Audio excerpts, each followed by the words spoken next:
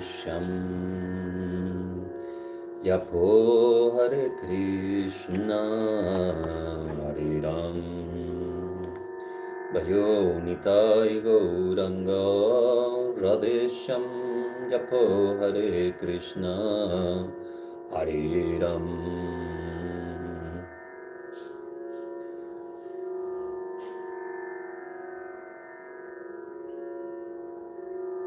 Om Janjanathmirandasyanjananjanan Salakaya Shaksurumelitanjena Tasmai Shri Urave Namah.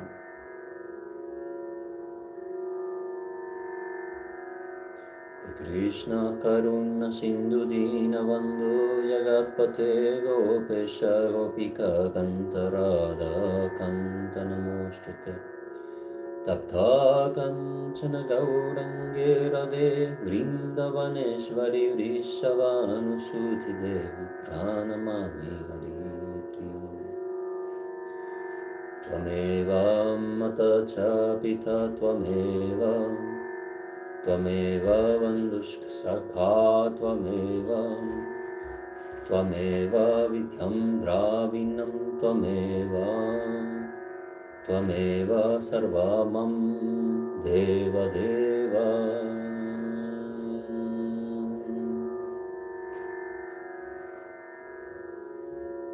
Sri Mahavira Radharaman Charandas Deva Ki Jai, Radharaman Parivar Ki Jai, Sri Jai Nitai Jai Gaur, Jai Jai Sri Radheshyam, Jagannath Baladeshwara Ki Jai, Nitalila Vrindavana Ki Jai, SRIMAD BHAGAVATAM Ki Jai, Sri Vedavyasa Ki Jai.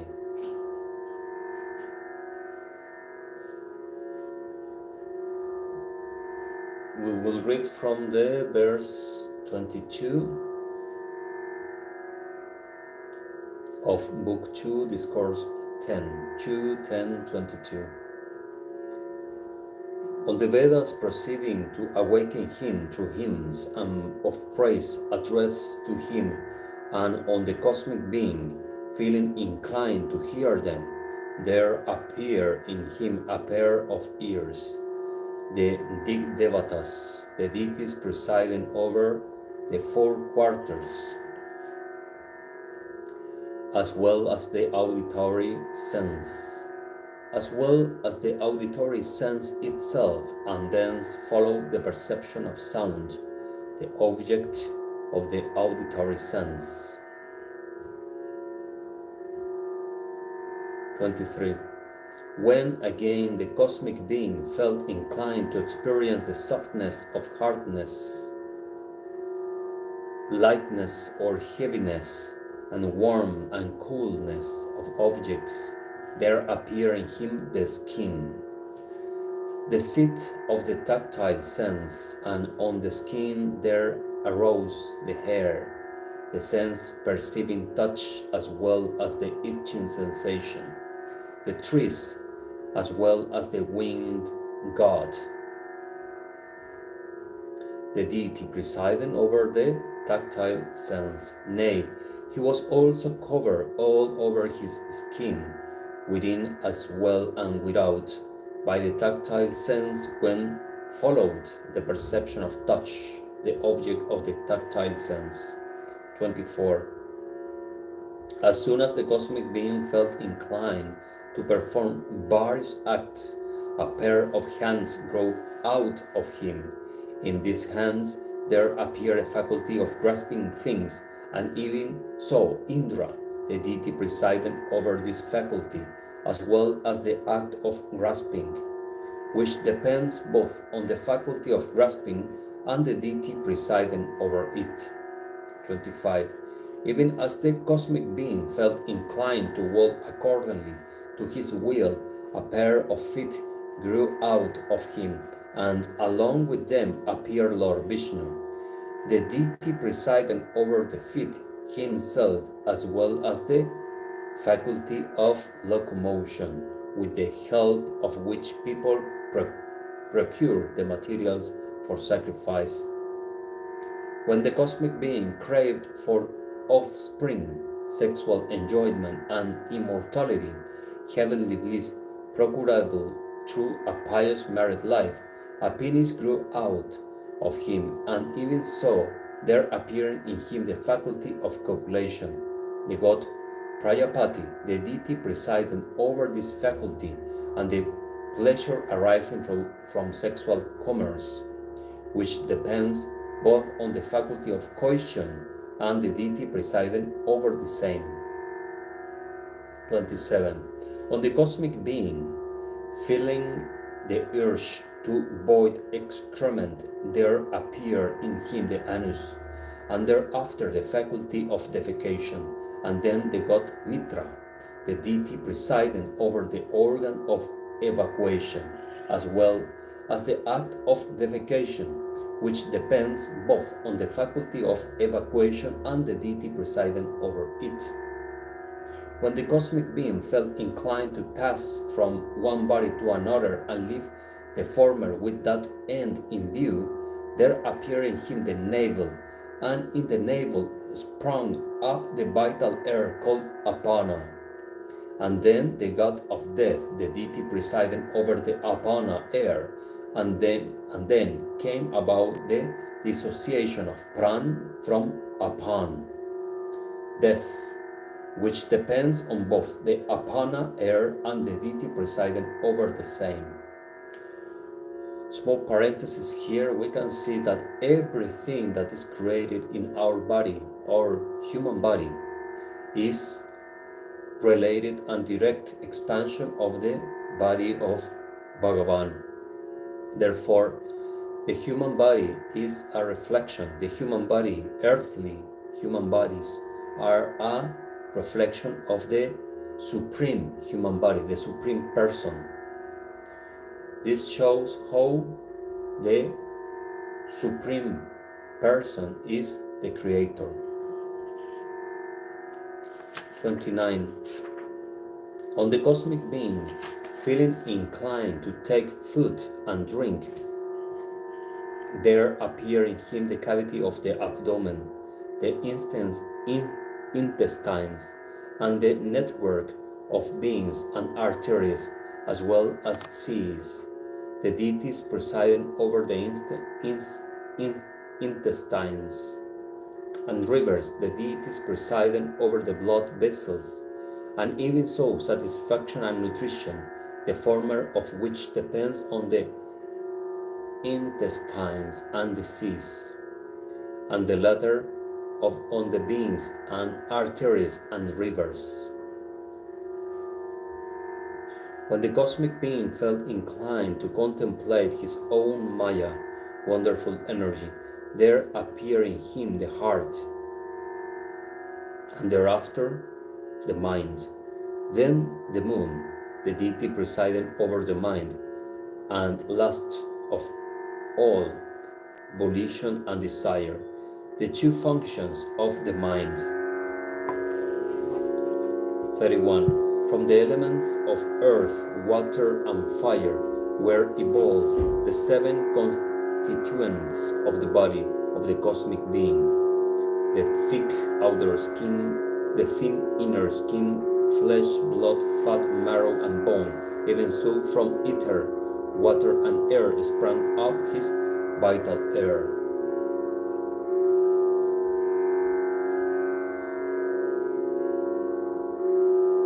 Interesting how here in the Shloka 31 is describing ether and air as two separate elements.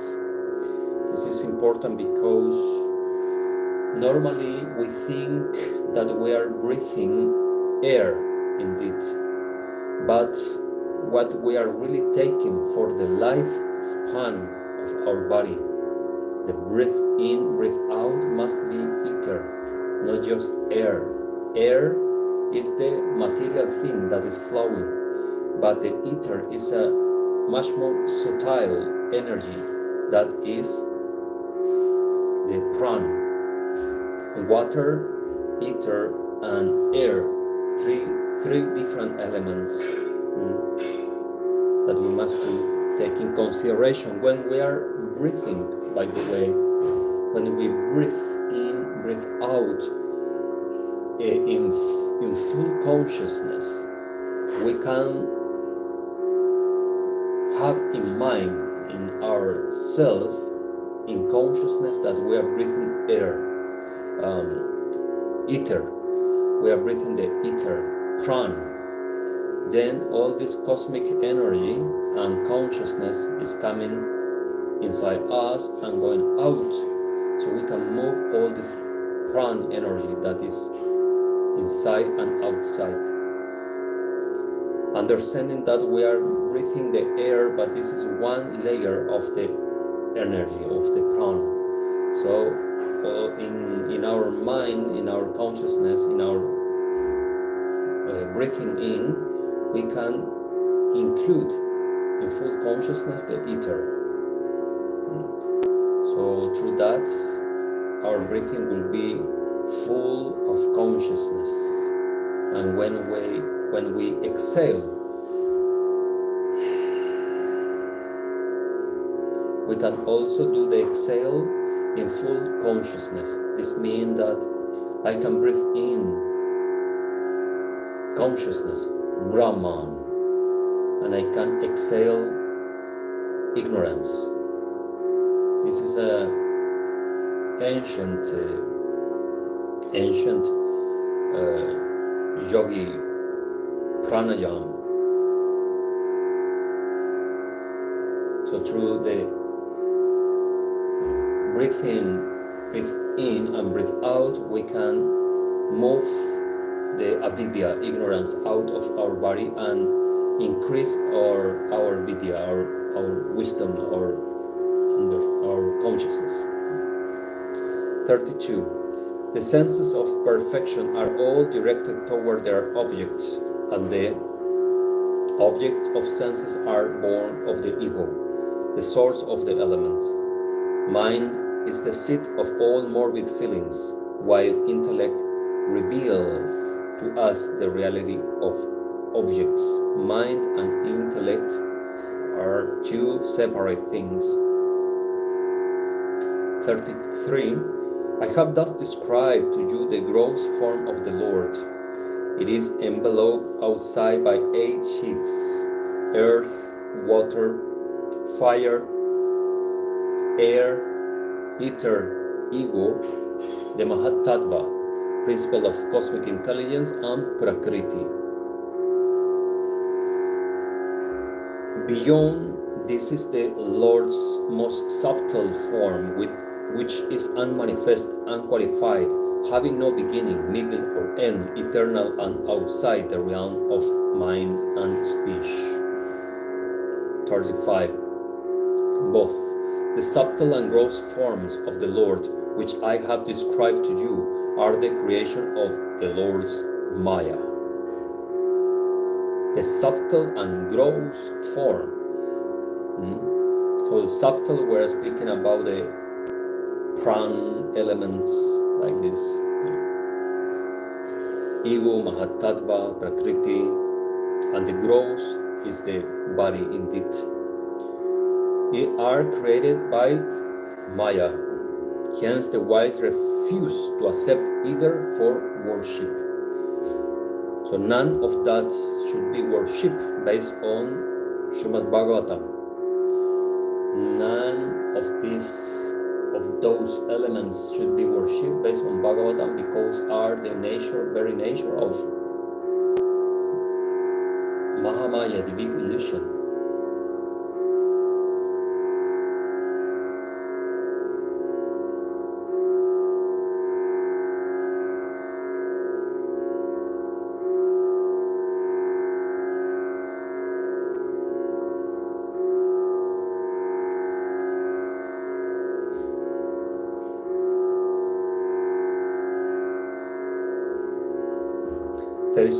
The Supreme Lord is really actionless.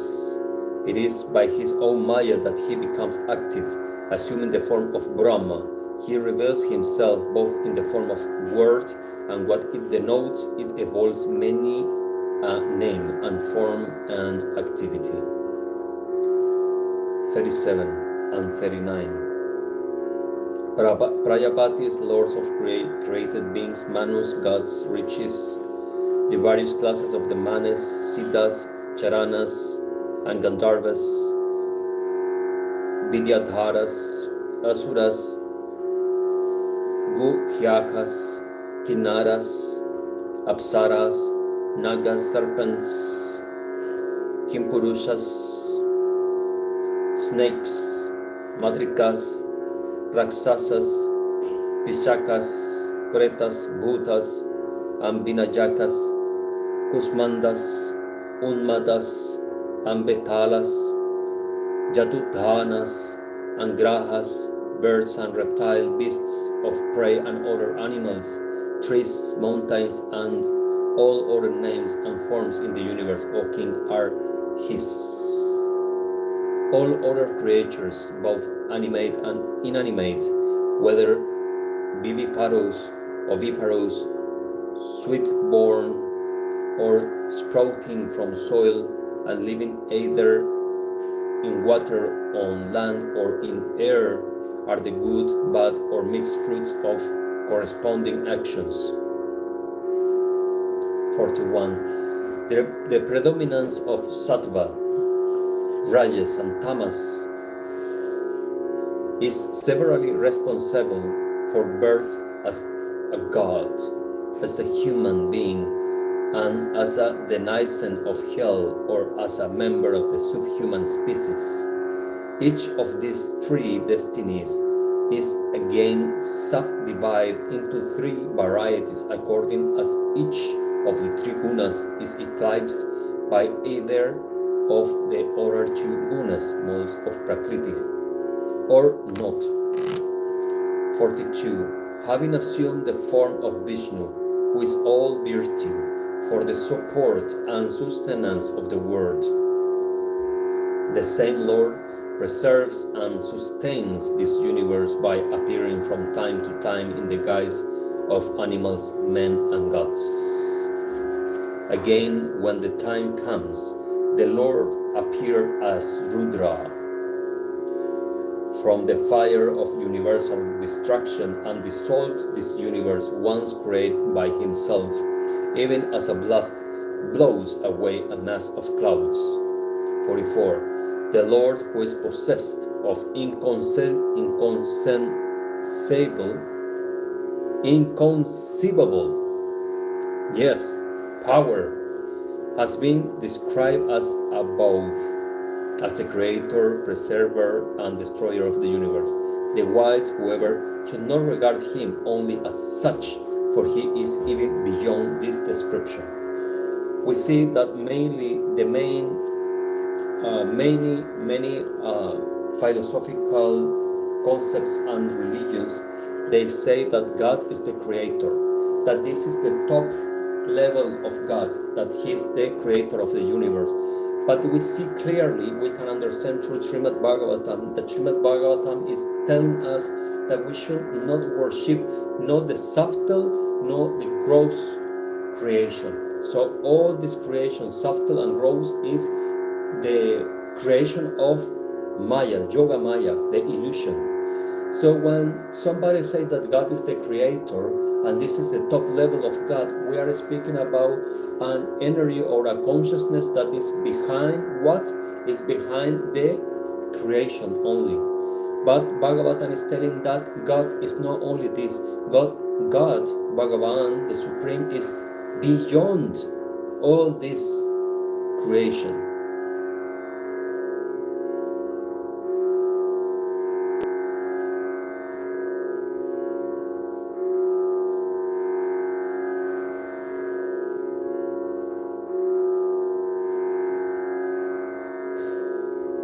(42) Having assumed the form of Vishnu, who is all virtue, for the support and sustenance of the world, the same Lord preserves and sustains this universe by appearing from time to time in the guise of animals, men, and gods. Again, When the time comes, the Lord appears as Rudra, the god of destruction, from the fire of universal destruction, and dissolves this universe once created by himself, even as a blast blows away a mass of clouds. The Lord appears as Rudra. You can see the Lord, 44, the Lord who is possessed of inconceivable power has been described as above. The wise, however, should not regard him only as such, for he is beyond this description.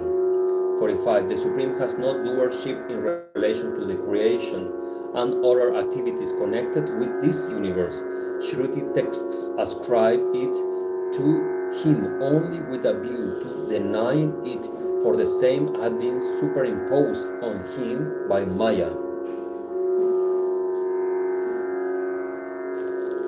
I have told you about the great Kalpa cycle connected with the appearance of Brahma, as also about the other smaller Kalpas.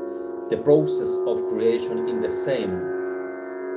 the same in all the Kalpas, the only difference being that during a Mahakalpa, the Kalpa immediately following the Mahapralaya or final dissolution, the whole process of creation begins anew, including even the transformation of matter, from the evolution of Mahat down to the crystallization of the 5 elements, while in the other Kalpas, the Kalpas following the night of Brahma, it is only the bodies of animate and inanimate beings that are created anew. There is one interesting chapter in the Brahma-Vaivarta Puranam that some say that is full of interpolations, some say that is bona fide. Anyways, it has some interesting verses there. It explained that after the destruction, after the night of Brahma, all the created living entities get back to Krishna, to the body of Krishna. And from the body of Krishna, in the moment of the new creation or the new day of Brahma, everything is coming out of him. So from his own body is coming Sri Narayan, Mahadev, Shiva, Durga Ma, Lakshmi Devi. Every single Deva is coming from his body, and even Radharani is expanding from his own heart. This is described on that text in a very poetical and beautiful way, and that in my personal opinion, I like it very much.